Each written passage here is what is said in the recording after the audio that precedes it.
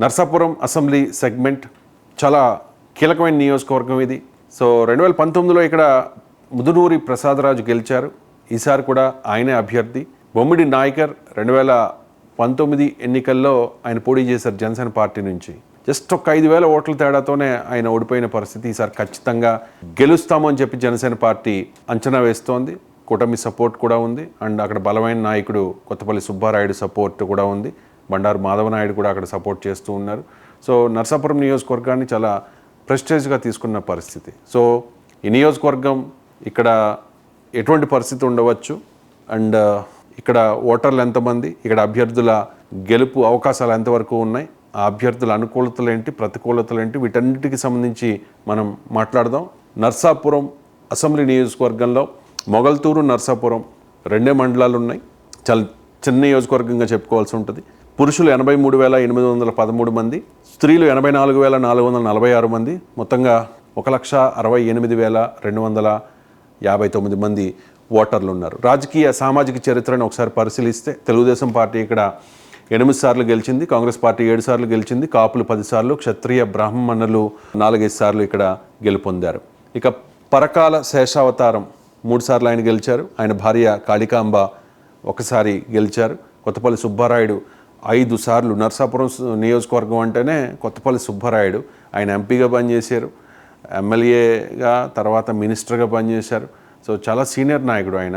ఆ తర్వాత రాజకీయంగా ఆయన వేసిన కొన్ని స్టెప్స్ వల్ల ఆయన చాన్నాళ్ళు ఇన్యాక్టివ్గా ఉండాల్సి వచ్చింది. 2019 ఎన్నికల్లో బికాజ్ ఆఫ్ కొత్తపల్లి సుబ్బారాయుడు ప్రసాదరాజు అక్కడ గెలిచారు. ఆ తర్వాత ఒకనొక సందర్భంలో వైసీపీకి సపోర్ట్ చేసినందుకు నా చెప్పుతో నేను కొట్టుకుంటాను అంటూ చెప్పు తీసుకుని కొట్టుకున్న పరిస్థితి కొత్తపల్లి సుబ్బారాయుడు. ఆ తర్వాత ఆయన జనసేన పార్టీలో జాయిన్ అయ్యారు. జనసేన పార్టీలో జాయిన్ అయ్యి టికెట్ ఎక్స్పెక్ట్ చేశారు.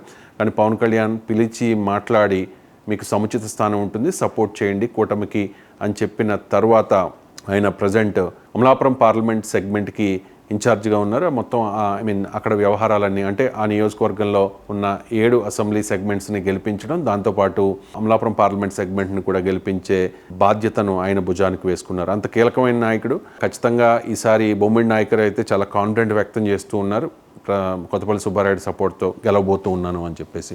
ఇక కాపులు, తూర్పు కాపులు 30% ఉన్నారు. కాపులు చాలా కీలకమైన సామాజిక వర్గం అక్కడ.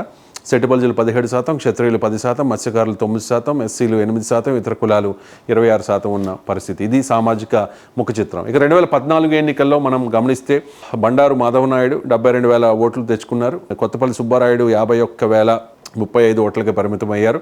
బండారు మాధవనాయుడు అప్పుడు 21,000 ఓట్లు పైచిలకు తేడాతో గెలుపొందిన పరిస్థితి కనిపిస్తోంది. ఇక 2019 ఎన్నికల్లో ఇక్కడ త్రిముఖ పోరు జరిగింది. కానీ జనసేన, వైసీపీల మధ్య ప్రధానంగా పోటీ జరిగింది. ఖచ్చితంగా నర్సాపురం సెగ్మెంట్ గెలవబోతూ ఉన్నామని చెప్పి పవన్ కళ్యాణ్ అప్పుడు చాలా కాన్ఫిడెంట్ వ్యక్తం చేశారు. రాజాల మీద పెద్దగా ఎక్స్పెక్టేషన్స్ లేవు, కానీ 2019లో నర్సాపురంలో చాలా ఎక్స్పెక్టేషన్స్ ఉన్నాయి. ఎందుకు అంటే ఫిషర్మెన్ కమ్యూనిటీకి చెందిన నాయకుడు బొమ్మిడి నాయకర్. సో అక్కడ మంచి పేరున్న వ్యక్తి. దాంతోపాటు ప్రసాదరాజు చాలా ఆర్థికంగా బలమైన వ్యక్తి. అటువంటి వ్యక్తిని ఢీకొనడం, నర్సాపురంను కూడా 2019 ఎన్నికల్లో పవన్ కళ్యాణ్ చాలా ప్రెస్టేజ్గా తీసుకుని అక్కడ 4 సార్లు ప్రచారం చేశారు పవన్ కళ్యాణ్. ఇక 2019 ఎన్నికల ఫలితాలను ఒకసారి మనం గమనిద్దాం. ముదునూరు ప్రసాదరాజు 55,000 ఓట్లు, బొమ్మిడి నాయకర్ 49,000 ఓట్లు, బండారు మాధవనాయుడు 27,000 ఓట్లు తెచ్చుకున్నారు. అంటే తెలుగుదేశం పార్టీ, జనసేన పార్టీ కలిసి పోటీ చేస్తే 2019 ఎన్నికల ఫలితాలను ఒకసారి గణాంకాలను చూస్తే చాలా నియోజకవర్గాల్లో ఈ 2 పార్టీలకి కలిపితే వచ్చే ఓట్లు కంటే తక్కువ, అంటే అక్కడ అభ్యర్థికి వచ్చిన ఓట్లు, అంటే విడిగా పోటీ చేయడం వల్ల జరిగిన నష్టం ఇది అని చెప్పి ఆ తర్వాత బహుశా రియలైజ్ అయ్యి ఉండవచ్చు. అందుకే ఇప్పుడు కూటమిగా వెళుతూ ఉండవచ్చు. ఇక బరిలో ఉన్న అభ్యర్థుల విషయానికి వస్తే బొమ్మిడి నాయకర్ జనసేన పార్టీ నుంచి కూటమి అభ్యర్థిగా ఉన్నారు. ముదునూరు ప్రసాదరాజు సిట్టింగ్ ఎమ్మెల్యే, ఆయన ఇక్కడ అభ్యర్థిగా ఉన్నారు. ముదునూరు ప్రసాదరాజు 2019 ఎన్నికల్లో కొత్తపల్లి సుబ్బారాయుడు సపోర్ట్ చేయడం వల్ల గెలిచారు అనేది నర్సాపురం ప్రజలందరికీ తెలుసు. ఇదే విషయాన్ని వాళ్ళు కూడా చెప్తున్న పరిస్థితి. ఆ తర్వాత కొన్ని విషయాల్లో, అంటే జిల్లా కేంద్రం పేరు విషయంలో వచ్చిన గొడవతో ఇది చాలా పెద్ద ఇష్యూ అయింది. అప్పుడు ప్రసాదరాజుకి కొత్తపల్లి సుబ్బారాయుడికి వీళ్ళిద్దరికి మధ్య సమ్ క్లాష్ వచ్చింది. జగన్మోహన్ రెడ్డి పిలిపించి కూడా మాట్లాడే ప్రయత్నం చేశారు ఇద్దరిని. కానీ వివాదం సద్దుమణగకపోవడంతో వైఎస్ఆర్ కాంగ్రెస్ పార్టీ కొత్తపల్లి సుబ్బారాయుడిని సస్పెండ్ చేసింది. దీంతో ఆయన అలిగి రాజకీయాల నుంచి కాస్త ఇనాక్టివ్ అయ్యారు. ఆ తర్వాత రీసెంట్గా ఆయన జనసేన పార్టీలోకి వెళ్ళి కీలకమైన బాధ్యతల్ని అందుకున్న పరిస్థితి. వైఎస్ఆర్ కాంగ్రెస్ అభ్యర్థిని ఒకసారి ఆయన విజయ అవకాశాలు ఏ రకంగా ఉన్నాయి, ఆయన ప్రొఫైల్ ఏ రకంగా ఉందని గమనిస్తే కాంగ్రెస్ నుంచి తొలిసారిగా 2004లో పోటీ చేసి ఓటమి పాలయ్యారు. 2009లో ప్రజారాజ్యం అభ్యర్థి కొత్తపల్లి సుబ్బారాయుడు మీద గెలుపొందారు.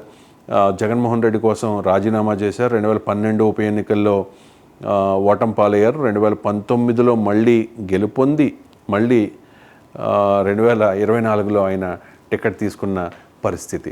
ఇక బొమ్మిడి నాయకర్ 2019 ముక్కోణ పోటీలో 6,000 ఓట్ల తేడాతో ఆయన ఓడిపోయారు. రెండవ స్థానానికి మాత్రమే ఆయన పరిమితమయ్యారు. ఆయన బీసీ వర్గానికి సంబంధించిన వ్యక్తి, అంటే మత్స్యకార సామాజిక వర్గం కావడం ఆయనకు అనుకూలించే అంశం. అక్కడ నర్సాపురం నియోజకవర్గంలో ఫిషర్మెన్ కమ్యూనిటీ కూడా ఎక్కువ, ఆ ఓటర్లే ఎక్కువ, ఆ సామాజిక వర్గానికి చెందిన ఓటర్లే ప్రభావం చూపిస్తూ ఉంటారు.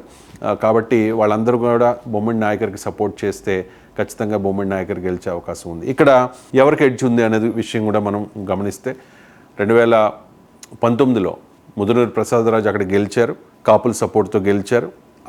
అక్కడ కాపులకి రాజులకి మధ్య, క్షత్రియులకి మధ్య కోల్డ్ వార్ ఉంటుంది. కాపుల సపోర్ట్తో గెలిచి కాపుల్ని పట్టించుకోలేదు అనే ఒక అభిప్రాయం ఆ సామాజిక వర్గంలో ఉండడంతో ప్రసాదరాజు విషయంలో అది కాస్త మైనస్ అయ్యే అవకాశం ఉంది ప్రసాదరాజుకి. దాంతోపాటు ఈ ప్రభుత్వం మీద ఉన్న వ్యతిరేకత అనేది కూడా ఆయనకి మైనస్ అయ్యే అవకాశం ఉంది. ప్లస్ ఏంటంటే జగన్మోహన్ రెడ్డి చేసిన సంక్షేమం, ఆ సంక్షేమం వల్ల అంటే సంక్షేమ ఫలాలు పొందిన వాళ్ళు ఓటు ఎలాగో వైఎస్ఆర్ కాంగ్రెస్ పార్టీకే వేసే అవకాశం ఉంది. అండ్ ఇక్కడ ఇంకొక విషయం, ఈ మధ్యకాలంలో మొదటి నుంచి సంక్షేమాన్ని వ్యతిరేకించిన ప్రతిపక్షాలు ఇప్పుడు మరింత సంక్షేమం ఇస్తాం, మరింత ఇస్తాం, అన్నీ పెంచుకుంటూ వెళ్ళిపోయారు. 3,000, 4,000 పెన్షన్ చేశారు, ఇంకా చాలా పెంచుకుని వెళ్ళిపోయిన నేపథ్యంలో మరి సంక్షేమం అంటే మేమిచ్చే ఈ పథకాలకి అట్రాక్ట్ అవుతారా లేదా అనేది కూడా ఇక్కడ చూడాలి.